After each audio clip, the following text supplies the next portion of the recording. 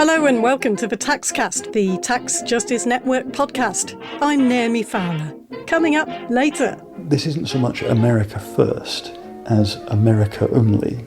This is the clearest, most direct threat to every other country's tax sovereignty. On day one of his presidency, Donald Trump pulled the United States out of the OECD's global minimum corporate tax deal. So what now? We'll talk to the Tax Justice Network's Alex Cobham. Before that, a Syrian kleptocrat and alleged war criminal and the British Crown dependency of Guernsey.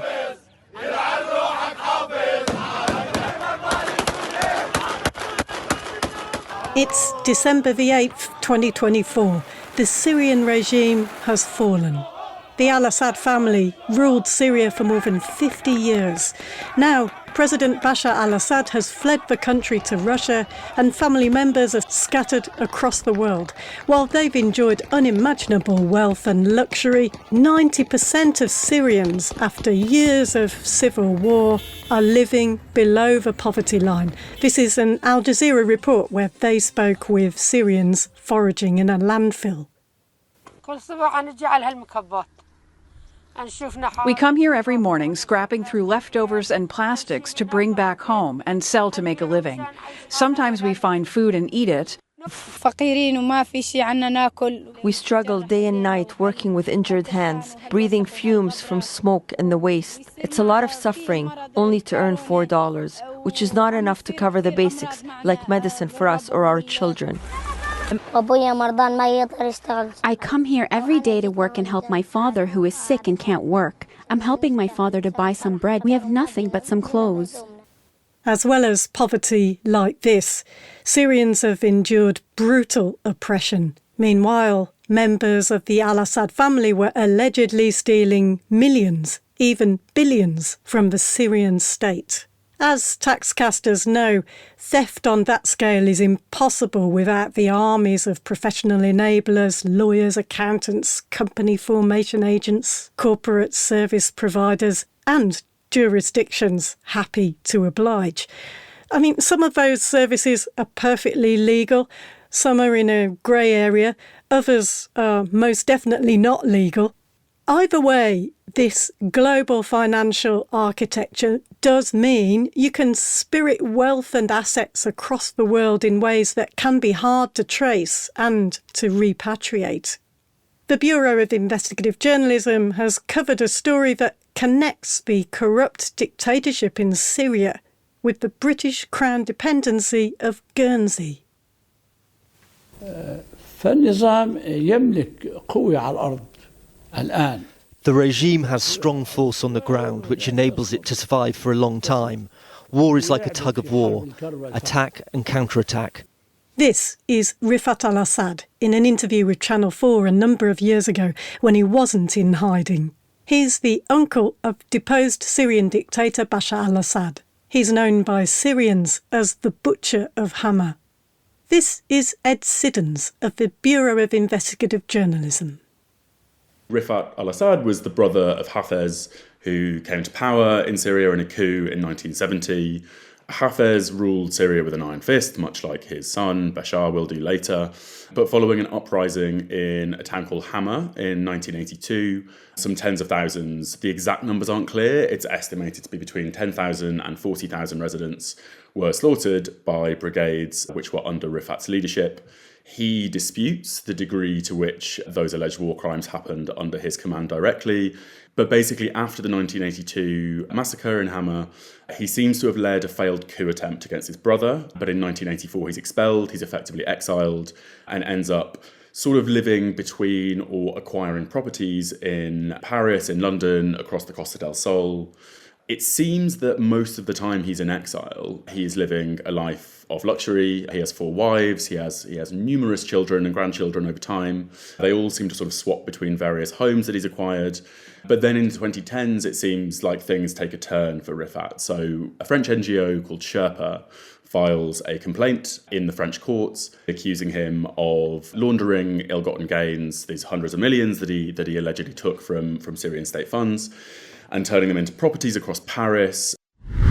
The judges were damning in handing down this verdict a very short time ago. The judge said that no other sentence apart from a prison sentence would be applicable here. Such were the gravity of these crimes, so high with the amounts of money that they found were laundered by Rifat al-Assad, and such was the organised and structured nature of the money trails they'd been able to piece together from listening to wiretaps and speaking to witnesses going back decades. She said that Rifat al-Assad personally had directed this effort to siphon tens of millions of euros away from Syrian public coffers. Some of Rifat al-Assad's properties have been ordered to be seized immediately in Paris, where his property portfolio was estimated to be worth around 90 million euros.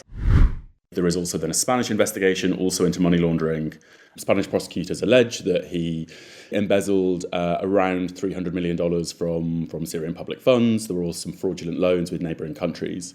And around the same time, Switzerland also starts looking into his affairs, and they focus on the alleged war crimes. So then from around 2013, there is an investigation. He ends up being indicted, there's an arrest warrant issued, but basically after 2020, when he's convicted in France, he flees. He flees to Syria.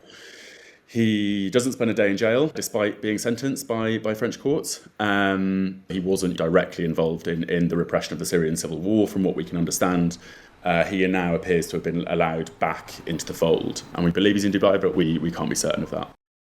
There's a string of investigations that show several banks all over the place ignored obvious red flags. Rifat al-Assad's conviction in France in 2020 for money laundering and aggravated tax fraud seems to have got the attention of the Guernsey regulator, because among the multiple jurisdictions he used to structure his enormous wealth was Guernsey. This is Rob Byrne. My background is I'm a journalist, but I'm from Guernsey in the Channel Islands, British Crown dependency, and I've reported a bit on the offshore world, and I tend to keep an eye on developments there. In the Tax Justice Network's latest Financial Secrecy Index, we ranked Guernsey at number 10 globally when it comes to financial secrecy levels and significance as a global offender.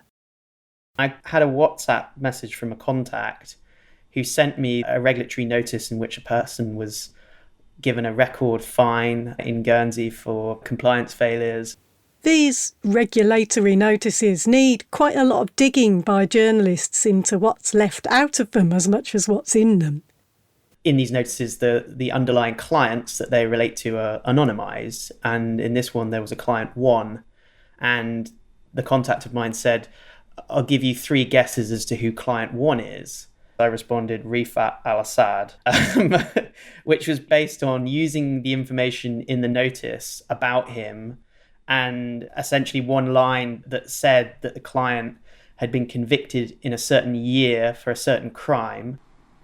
I'd, using a similar method, found other names, which was kind of the basis of me then going to Ed and us wondering whether we could do something more with this ability to find out who the underlying clients are in cases where wrongdoings emerged in Guernsey. Yes, Rob came to us with Rifat and a couple of other names. And then when we started looking through court records, there were various investigations or prosecutions or convictions in different European jurisdictions, which really shed a light on exactly how much Rifat al-Assad had acquired and also precisely how he had acquired it. The person in Guernsey who served Rifat al-Assad over many years is called Jeanette Blundell. The Guernsey regulator fined her a record £210,000 and banned her from various positions of financial responsibility for 9 years. She was linked to Assad in public reporting going back, quite a long time. She's a Guernsey resident. Blundell, as it tends to be pronounced in Guernsey. It's a very Guernsey name. And she was a long-time finance worker in the island's financial services sector, had industry qualifications. The notice details that she holds an MSc in corporate governance, which is interesting. And she's also an associate of the Chartered Governance Institute. And she was actually working for a regulated financial services provider in Guernsey, who Rifat appears to have been a client of, according to the notice, and then she sort of went to work for the family after that in an independent capacity, so left that firm. Some of his client structures were transferred outside of the jurisdiction, but she worked in a personal capacity independent of that original firm thereafter, and that's how the relationship developed, and she started working for him. We can't talk about the regulated firm, but according to the Guernsey regulator, when she worked at that firm, 99% of her work was for the al-Assad family. We don't know how long she was there, but as far as we know, she then left and worked for the family for a further 7 years between 2013 and 2020. When you're working in the sector in Guernsey, you both need an individual licence and to be working at an entity that is regulated, which means that the Guernsey Financial Services Commission, who levied this penalty, have a degree of oversight of what you're doing and can enforce against you in cases of malpractice, etc. So she appears to have been working without a licence and without one of these regulated firms, and that seems to be the basis, not the only basis, but the basis for the penalty against her. The regulatory notice also says that Ginette Blundell knew of the serious allegations against her client. We know that during that time, a criminal investigation for war crimes was opened in Switzerland over his alleged responsibility for the massacre in Hammer, and several other complaints of money laundering and embezzlement were filed before his conviction in France in 2020.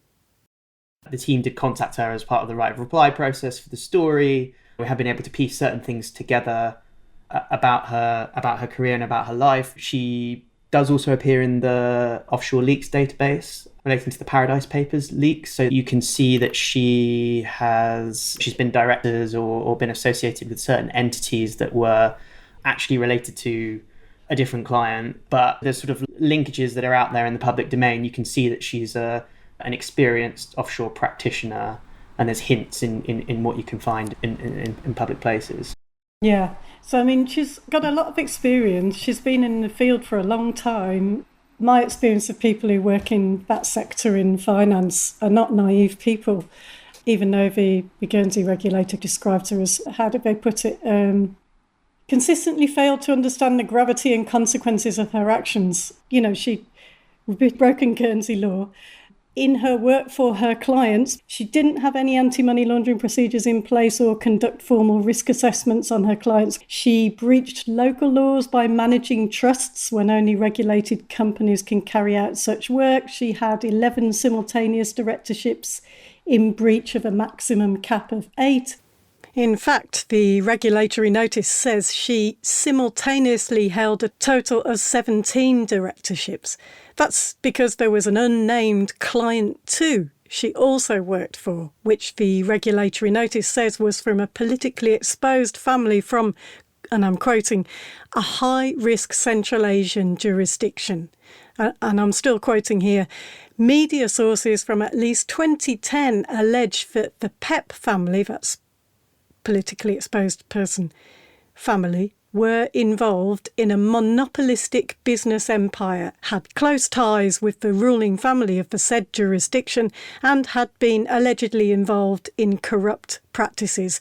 Ms. Blundell was therefore aware of the very high-risk nature of this client family and the risks she was taking on in providing services to them. Close quote. Yeah, the people who work in the sector in Guernsey specifically are generally quite well remunerated. Average wages for people who work in the island's finance sector are much greater than the average across the whole island. There are obviously areas within the sector that are higher risk than others, and the trust and fiduciary sector in which she tends to sit tends to be the highest risk. That's also probably one of the best remunerated sectors as well, even within offshore finance. So I think that there is a legitimate question to ask around the application of civil penalties and bans for directorships for people operating in that sector. And if they are so highly remunerated, do the bans and the financial penalties really stop Are they an effective deterrent to financial crime? Are they a sufficient punishment when people are actually caught and go through a process like this? And obviously this is a civil rather than a criminal process. Absolutely. This is a civil case, but her biggest problem, it seems to me, would be that in 2015, after an attempt to set up a corporate structure didn't work out, €1 million worth of funds were transferred into her personal bank account, which she then used to make more than 150 payments to third parties on behalf of al-Assad. Isn't that a criminal matter, shouldn't it be? Whether it should be a criminal matter is for local law enforcement to decide. The regulator, as you say, lays out a lot of different behaviours or practices that it found severely wanting. On the question of money laundering, it doesn't quite accuse her.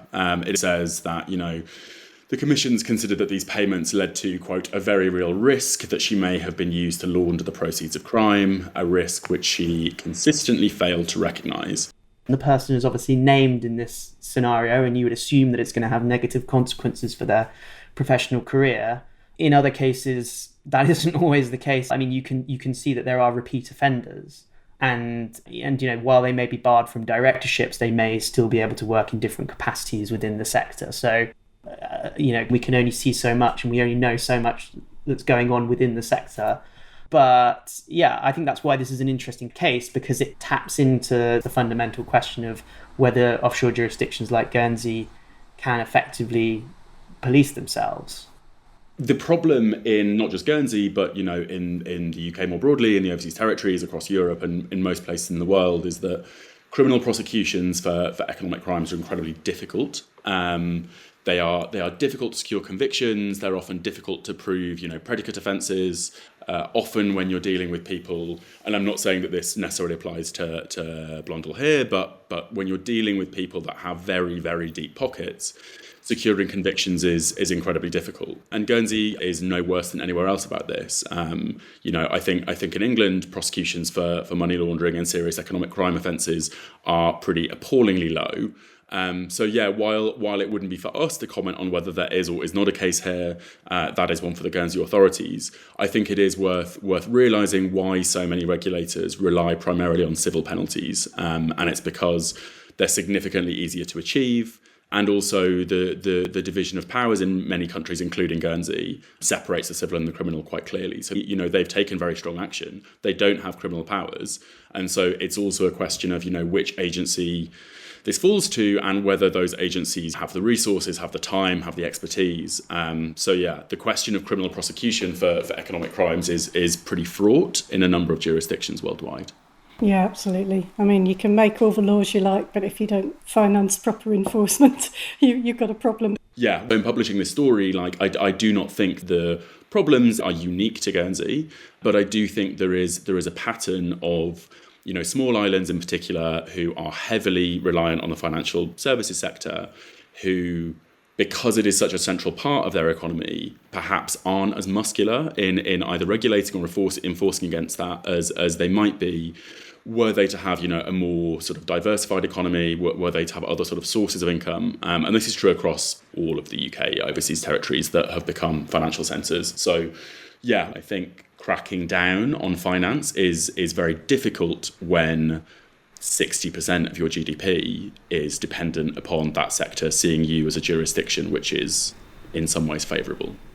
Yeah. I mean, I think it's a really fair point about how poorly enforcement happens across the board in all sorts of jurisdictions. It's not just a Guernsey problem by any means. But I definitely have seen, like you mentioned, the small island phenomenon where capture of all types can be a lot easier and toxic, especially when there is such over-dependence on one industry. And this is why you have to diversify economically to stop that kind of thing. But let's talk about beneficial ownership registers, because we know that public beneficial ownership registers are one of the best possible things that these jurisdictions can do to protect the world really against this type of thing from happening again. Before the European Court of Justice ruling saying that giving the information on true owners of a company interferes with the rights to respect for private life and protection of personal data, in terms of European Union Charter of Fundamental Rights. That was a really big victory for the financial secrecy enabler professions, right? So before that happened, Guernsey, Jersey and the Isle of Man had committed to public beneficial ownership registers. Then 2022, this ruling came in, it slowed everything down. And we think that, you know, with the dragging of feet on this whole thing and the reluctance of the British government to really insist that their crown dependencies and overseas territories make their registers public, and there's lots of problems with the way that's done. But if that doesn't happen, we're going to see more of these al-Assad kind of scandals. Yeah, I mean, obviously the ECJ ruling was not helpful as an investigative journalist. And I think as early as 2016, 2017, 2018, you started having Parliament stating quite clearly that all overseas territories would be expected to provide publicly available beneficial ownership data. And over time, outside of, you know, the crown dependencies in the overseas territories and outside of the sort of remit of the ECJ, the battle has just morphed into different issues. So initially it's like, well, no, we don't want to go public. And then there is a sort of concession that, yes, something will be public, but it will be, you know, publicly accessible if there is a legitimate interest, which essentially introduces a gatekeeper into who is and is not allowed to look at ownership. And I do think there are legitimate concerns around certain rights of privacy, but those are routinely wildly overstated. This whole question of ownership is really important. And I think that any journalist would want this information to be publicly available. There is also a second issue of the quality of that information. You know, the UK can go and vaunt Companies House as a place where huge amounts of information is made publicly available, but it's also a sewer. The quality of the information is extraordinarily low in lots of instances. People filing late, not seeming to be fined that frequently, although I believe that is currently picking up. And so there's this sort of dual issue. There's the question of it being public and there's the question of the information being of a high quality. If you take the example of another overseas territory, the British Virgin Islands, in many respects, holds much better information on the companies that are incorporated there in many instances than does mainland UK. But the problem is that it's very difficult to access. Now, it's not difficult to access if you're in law enforcement. And of course, they should be, you know, fielding requests, responding in a timely fashion, all of those things, which from my understanding, often they are. But the difficulty is that when economic crime policing is so under-resourced across the world, not just in the UK, not just in Guernsey, not just in the overseas territories, then very often it is not journalists following, you know, police investigations, it's police investigations following journalists. We see that in not only the Panama Papers, but also specific kinds of wrongdoing where it has had to take investigative journalists to reveal wrongdoing for the Serious Fraud Office to even consider opening a case. And so if in the current system where things are so underfunded, law enforcement agencies in some respects rely upon journalists, then we need open ownership. We can't just rely on leaks. This can't be left to chance. What would you like to see happen now to stop you having to report on the next al-Assad type scandal? From my point of view, it would be publicly accessible beneficial ownership registers, ones that have good quality information, ones that are not charging you, which is a tactic that some overseas territories have now turned to for accessing them. And I would like to see much greater transparency from regulators. In many respects, the Guernsey regulator is doing a good job in publishing, you know, the names, the fines, the years of prohibition. That is not the case in many other jurisdictions across the world. But that is what we need to do our job and to police the dirty money sluicing through London and British overseas territories and crown dependencies. So yeah, I think the overall ask is transparency, but transparency with information that is reliable. And that's what I'd like to see as well. In these places, often there are other things that you consider to be democratic norms that are lacking: proper freedom of information laws, whistleblower protection. And you know, I think media in these places have a really important role to play in terms of reporting on what's going on in the jurisdictions they're in. I know firsthand that it's very difficult to report on these cases of wrongdoing and illegality when chances are, you know, a lot of people who work in this sector. It's a double-edged sword. You know, you can get good information, you can get good tip-offs, but you've got to publish it, and there's a tremendous amount of pressure exerted there. And I suppose if anyone's listening that's a journalist in one of those places, I would say keep digging.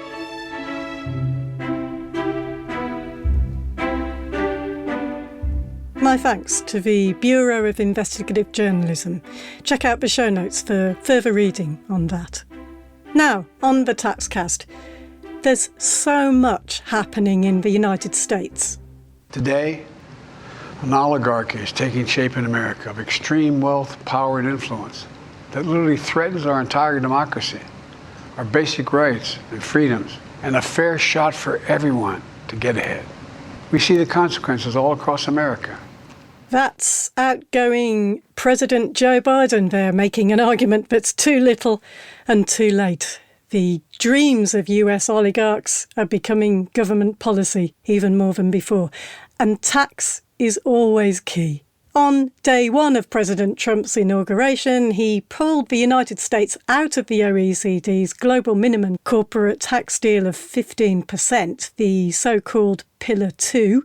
Congress never approved measures to bring the US into compliance with the OECD agreement anyway, but still, this is a big deal because Trump also ordered the US Treasury to prepare options for protective measures against countries that have or are likely to implement tax rules that they say disproportionately affect US companies, even though US companies tend to dominate the global economy. Trump's move has all kinds of implications for the OECD's so-called Pillar 1 rules as well, designed to tax the realities of the digital economy.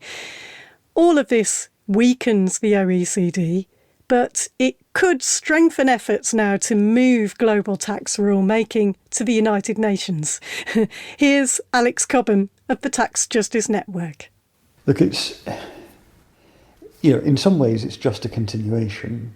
The Biden administration was going to be absolutely unable to put in place either of the two pillars of the OECD proposal. So in some ways, to have Trump come out and say, these are never going to be in the US doesn't change anything. It just gives you a bit of clarity. But what's different is the associated threat. So what they've said is they're going to give themselves 60 days to investigate the tax rules of every other country and then to propose countermeasures if they think those countries are acting extraterritorially or with disproportionate impact on US multinationals. Now, that's so broad, but we know from the position that the House Republicans have taken that they're particularly looking at things like digital sales taxes, so, countries taxing the activity that's in their own country, or things like the under-tax payments rule in the global minimum tax, Pillar 2 of the OECD, which is about making sure that if somebody else isn't taxing a particular multinational to the bare minimum, that you're able to top it up instead. So basically what they're doing is targeting or threatening to target anyone who's trying to make sure that US multinationals pay some basic minimum rate of tax in the places where they're actually making their money. So a very reasonable thing for countries to want to do. Trump is throwing that over and saying, no, that's the kind of behaviour now that we are going to go after and try to punish. So this isn't so much America first as America only, right? It's really saying America is going to be the only country that gets to tax effectively the multinationals that are headquartered there, regardless of where they're making their money. This is the clearest, most direct threat to every other country's tax sovereignty, including all of the allies of the United States. And they have a choice. They can really decide either to put their heads down, to submit to this, to accept that they're not going to be able to make any progress in reducing the profit shifting and the tax abuse of multinationals for at least the next 4 years, and to give up all of the revenues that might yield, or they can find a way to resist this. Yeah. What does it mean for the OECD, the rich countries club that's had the power for all this time? Whether or not the US ever complied with it or not is another thing. But they had the power to pretty much decide on global tax rules to suit themselves. So what does it mean for them as an organisation in terms of their power? It weakens them, doesn't it? It does. It's not like us to express a lot of sympathy for the OECD. There's no question this is an organisation that has used its disproportionate power to impose inappropriate tax rules on most of the countries of the world. And a process that was supposed to last 2 years is now in its 7th year. So it's clearly ineffective. What it's delivered are proposals that lack ambition and are highly complex and will probably now never be put in place. And it's been completely exclusionary in terms of how it's treated non-member countries and even some member countries, that the OECD performs very badly. But at the same time, I think you can feel a little bit sorry for the OECD. If there's a reason they've done all of those things, including upsetting many of their own members, it's because they have bent to the will of the United States. First in the first Trump administration in 2019, then in the new Biden administration, where they had to flip a lot of the things that they'd said previously were the right things because the Biden administration had different views. And they're now going to be punished, in effect, and they've been threatened with having their funding cut by the House Republicans for delivering as best as they could the desires of the United States to impose upon every other country in the world. So the idea that they're kind of now facing this from the US itself, I imagine feels rather unfair. I would say, there is a role for the OECD in providing expert technical support, and there's no question they have, very highly resourced tax experts, and they can support their member countries in negotiations at the global level. So that's what ATAF, the African Tax Administrators Forum, does, for example, for its members, helping them to engage in the negotiations of the UN Tax Convention. The OECD is effectively a regional membership body in just the same way. And I think that's the role that you can see for it in the future. It's not going to host global negotiations. It's not going to be considered as a legitimate body or an inclusive body for that kind of thing, or indeed an effective one. I think its moment there has really gone. But there is still that role for it once it accepts that its ambitions have to be rather lower than they have been until now. Yeah, in favour of moving to the United Nations, better place for all of it. So poorer nations, we know they've always been left out in the cold when it comes to tax and the decisions over that. But how does this change things for other members of the OECD's Rich Countries Club member states? What can they do about it? You can think of a pyramid. Right. The further up the pyramid you are, the more power you have. The countries at the bottom of the pyramid have been clear forever that the OECD doesn't work for them because they've been excluded from it, prevented from joining it, and when they've been allowed into this inclusive framework, so-called, they've found that that's actually exclusionary too, that they don't have an effective voice. So those are the countries, the G77 primarily, that have been clear for more than 2 decades now that there needs to be a globally inclusive body under UN auspices. What's happened increasingly over the last 10 years, I'd say, and especially over the last 5, and then really crystallised now in this pronouncement from the Trump administration, is that a lot of countries further up that pyramid, high-income countries, OECD member countries, have realised that the same thing applies to them. They too ultimately have to live with what's basically a US veto at the OECD, and a US veto which is, really irresponsibly applied, because from one administration to the next we see these enormous swings, and the only conclusion that the other OECD members can draw is that they have to find some other forum to make decisions collectively about tax.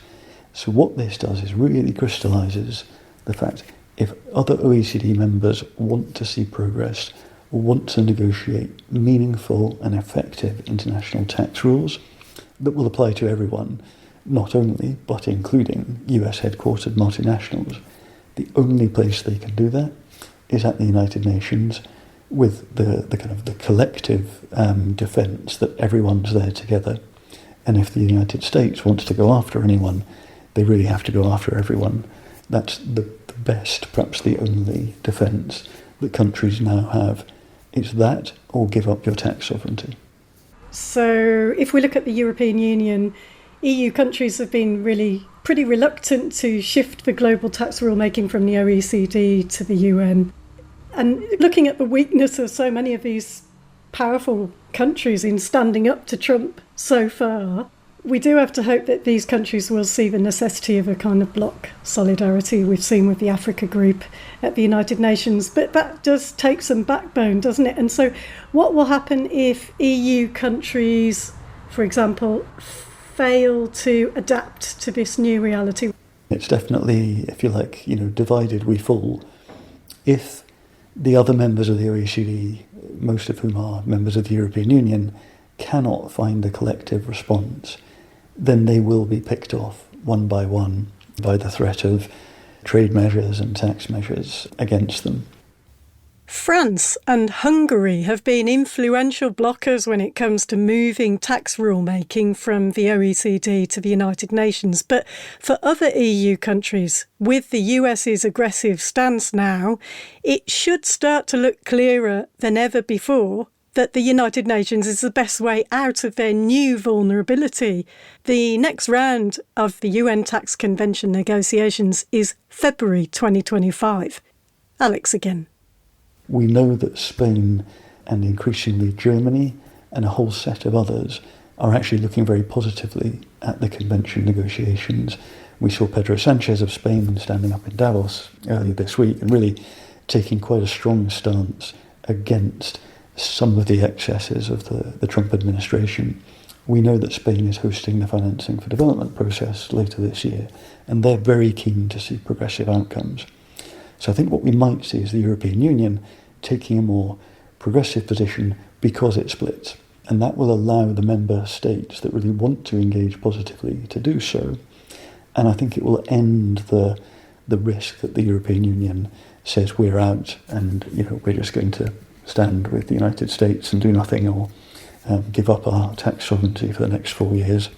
That's probably the optimistic path of what could happen, rather than thinking that the EU is ready immediately to take a positive position as a bloc. I think that will come, but we're not there yet. Just a practical question. The EU, when it comes to what it decides to do, what countries decide to do in the UN, EU countries can act unilaterally, or they have to kind of form that bloc and vote together as one. So far they've all voted as one. They have, but they don't have to, and that's the thing. There's been, I think, an attempt by some of the opponents within the European Union to say, no, it has to be bloc, otherwise we're violating something important. But there isn't a legal basis for that, although some have claimed it. So what that means is you don't have to wait until you can get the entire bloc to be more positive. You can say, for now, we don't have a common position, so we will go our separate ways. Those who want to oppose can oppose, and those who want to support can support. And then, perhaps later, there is a prospect of coming back together. Yeah, right. And so, united we stand, divided we fall. Yeah. There are countries where, one of the significant pressures they face is really the fiscal one. And for those policymakers, I think it's going to be very difficult for them to defend not playing a positive role in the UN Convention negotiations, not looking for ways to reduce the budgetary pressures they face in order to provide better, inclusive public services for their citizens, who've, in many cases suffered significant cuts over more than a decade. So that pressure is real. But there's another group of countries, particularly in Eastern Europe, who face another type of pressure. And that's the threat that they perceive of Russia, if Russia is allowed, as they would see it, to continue with its aggression against Ukraine and not be checked by a US administration. So they would be very concerned about taking any action that might isolate them from the Trump administration, that might weaken the commitment of NATO. So independently of any view of Russia or Ukraine, that's a reality that they're facing, and it's a pressure that I think dominates any concerns they'd have about tax. Our sense is there's a lot of countries there that would be quite supportive of a positive negotiation, but they're not going to push ahead until they know that it can be separated somehow from this question. So these are things that need to be worked out over time. So we've seen the United States under Trump last time pulling out of all sorts of things. They pulled out of the Paris Agreement the last time round. It didn't result in the kind of collective action to resist that we need to see now with what's happening around the OECD and global tax rulemaking. I think there are quite a few differences that are important. With the Paris Agreement, what other countries had to do, in a sense, was to remain committed and play their part and really just wait for a better US administration to come along.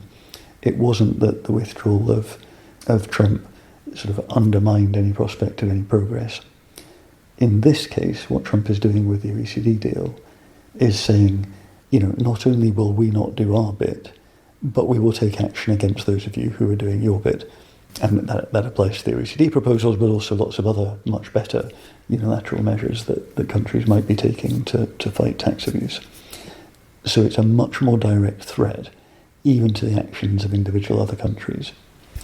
But you can think of the parallel of the non-UN Convention on cluster munitions, which was deliberately negotiated outside the UN in order to avoid having to have the United States at the table being obstructive. And that was done because the people taking the lead on that, including Norway, had a strong sense that if they got a good convention agreed, it would develop critical mass. And in practice, even the opponents like the United States would end up largely adhering to it. And that's exactly what happened. I think in this case, that's probably the relevant parallel. If you have a good UN tax convention in place, including a good basis for corporate tax rules, that will apply to US multinationals in every country of the world other than the US. And in effect, it will just be a US decision to give up some revenue it could take. They won't be in a position to stop every other country of the world taxing their fair share, reflecting the economic activity of those multinationals in their countries. So even if the US never signs up, in practice this will become effective and operational in respect of US economic actors, because you'd have the critical mass of a more or less global coalition doing this. My guess is that US multinationals will force the US administration to the table as soon as they understand that this will have implications for the corporate tax that they're paying elsewhere, and then we'll see the US as a reluctant but necessarily engaged participant in the talks. They may not be very helpful, but with the decision-making rules that prioritise broad majority rather than providing an individual veto to any country, including the US, they won't be able individually to block progress because this is going to happen. There is the possibility for every country in the world to defend their tax sovereignty, and eventually the possibility for US citizens to make sure that their government joins in and also starts taxing fairly. Alex Cobham of the Tax Justice Network. You've been listening to the Taxcast. You can listen to us wherever you get your podcasts, and we've got all the different languages as well, or you can find us on podcasts.taxjustice.net. Thanks for listening. We'll be back with you next month. Bye for now.